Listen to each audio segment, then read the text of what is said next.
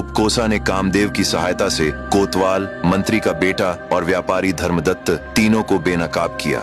राजा ने प्रसन्न होकर उपकोसा को बहुत सारा धन दिया और उसे विदा किया। उपकोसा का पति वरुचि भी भगवान शिव को प्रसन्न कर ज्ञान प्राप्त कर चुका था। वह अपने दो मित्रों व्याढ़ी और इंद्रदत्त के साथ अपने गुरु के पास पहुंचा। गुरु ने वरुचि से गुरु दक्षिणा के रूप में 1,00,000 स्वर्ण मुद्राएं मांगी। तीनों ने निश्चय किया कि यह धन प्राप्त करने के लिए उन्हें राजा नंद के पास जाना चाहिए। जब वे दरबार पहुंचे तो पता चला कि राजा की मृत्यु हो चुकी है और पूरा नगर शोक में डूबा हुआ है। तभी इंद्रदत्त, जिसे किसी के शरीर में प्रवेश करने की विद्या आती थी, उसने वरुचि से कहा, मित्र, मैं राजा के शरीर में प्रवेश कर जाता हूँ, फिर मैं मंत्री को आदेश दूंगा कि वह तुम्हें 1,00,000 स्वर्ण मुद्राएं दे दे, लेकिन याद रखना मेरे असली शरीर को कहीं सुरक्षित छिपाना होगा ताकि मैं वापस उसमें लौट सकूं। सभी उसकी बातों पर सहमत हो गए। इंद्रदत्त राजा के शरीर में प्रवेश कर गया। तुरंत राजा जीवित हो उठा और पूरा नगर खुशी से झूम उठा। इंद्रदत्त के शरीर को सुरक्षित रखने के लिए एक मंदिर में छिपा दिया गया। अब राजा के शरीर में इंद्रदत्त विराजमान था। उसने अपने मंत्री को आदेश दिया कि विद्वान वरुचि को उपहार स्वरूप 1,00,000 स्वर्ण मुद्राएं दी जाए।